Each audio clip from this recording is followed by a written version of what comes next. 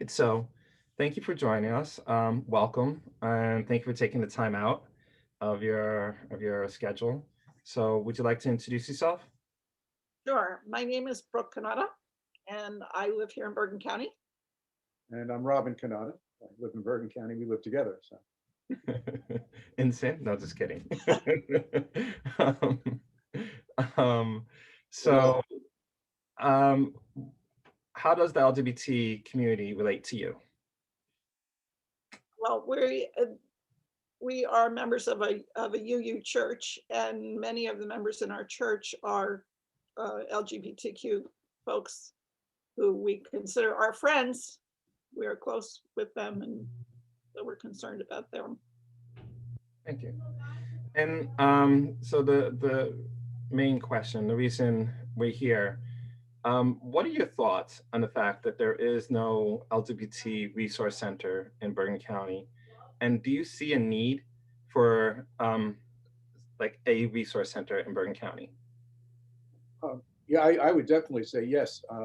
Just knowing some of the people that I know personally that are LGBTQ, yeah, there's nothing there. I mean, there might be a nightclub or something, but I mean, it's like, if they need some kind of medical advice or therapy or just finding a place to live if they've been thrown out of their home or so. Actually, we could probably talk about. Yeah. Yes, I got a call from my daughter the other day who lives on the opposite coast, but a friend of hers here is having trans surgery, and apparently she was thrown out of her house and she has no resources. She is out looking for a place to stay now and post-op care. So she's in a fix. So there should be resources for someone like that.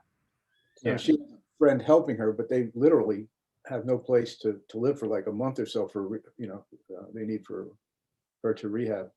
And it's Yeah. sad. I mean, in a country like ours to fall through the cracks like that, it's just having surgery by itself is traumatic. I think any kind of surgery, and knowing you have no one to take care of you or a place to rehab, it's scary. Sorry. Sorry. I should have put that in silence. Yeah, undoubtedly, and that is unfortunate because that is what in my career, that's what I hear a lot. We have people who, 20 to 40% of homeless youth is LGBT. And this is starting at the ages of like 10 or 11 where they're being put out. And so there's the physical need of finding places and resources. But let's say they find themselves into a shelter. The perception of that child is, oh, there's something wrong uniquely to your family or your situation. You're a problem child or you have a problem family. But they're forgetting this child, you know, um, I don't know what age you have to be where people start realizing that if you're being thrown out of your home and your support network just because of who you are, and not having a support system like therapist to help you through that, what do you expect is going to happen to to the I people? think that for me really is the most concerning thing is the children that Yeah. are, But it's like, and it's like across the board. We have senior citizens who have to go back in the closet if they go into any assisted living. We have people, in between our generation or younger who are dealing with domestic abuse or, and it's just, these are the more serious ends of it. But then there's, you know, just basic needs. I need to find a gynecologist. I need to find a doctor. Where do I go? you know? Um, things that straight community doesn't really have to think too much about. So yeah. Yeah. Um, so is there any other, I mean, you have any questions or do you have any um, other things you want to add to it, or is this good? Um, I mean, I don't know what we can do as individuals. I know, as a Unitarian in our church, we do as much as we can or maybe not as much, but we do something. And I just, maybe there's resources where just let regular lay people can be helpful. Well, I mean, I think you are doing something. Like for instance, right now you're doing something, and the way you live your life, change won't happen unless for a minority group, unless people like yourself who is on the outside of that group are allies and are accepting of it and open to it, and standing up and saying, hey, this is not okay, or there's nothing wrong with this. That's how change will occur, and you're doing that. So from the bottom of my heart, I see you guys as very, like, you're with awe because of so much that you do.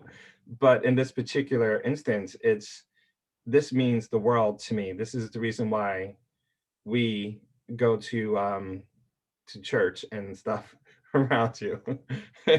Why we know you and are so happy to know you. It's because of you, and you make world a better living place. So you are doing something.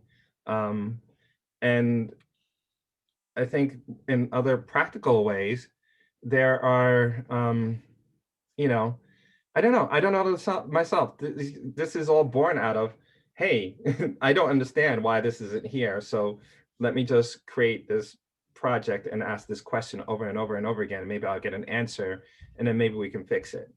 Um, Anthony, we're in awe of you. The work you do, it's really, really special and great.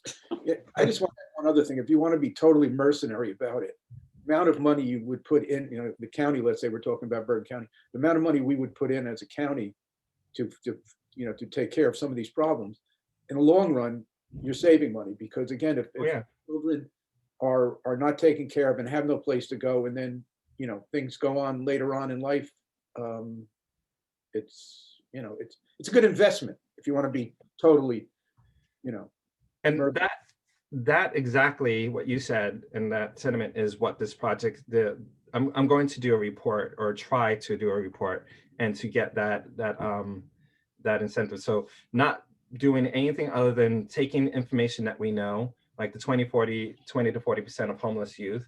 That's done by the human rights campaign. That's where we get that number. So I'm going to use numbers like that, and then apply them to Bergen County, and then sitting and saying, okay, so we have this amount of people, and then we know that this amount of people, when they'll develop these types of issues like addiction, mental health issues and stuff like that, and that's going to turn into real cost. And this is what we're paying into the system for something, instead of having preventative care, when it's needed, we're paying all this extra care so we can just look the other way and not be involved. So it's really a cost to our community. So, like, for instance, crystal meth, which is sort of rampant in the gay male population, where part of it is having lots of unprotected sex because they're high, and it's meshed together. Um, doesn't have a cost except to that person, with drug facilitated sexual assault, or personal injury. Um, and so the county just, well, I mean, I'm not speaking for the county, but I assume people don't see this as an urgent issue because it only impacts a small percent of the population, right? But if you think about it, having tons of unprotected sex, never mind other STIs, you also, the chance of getting HIV and AIDS is increased.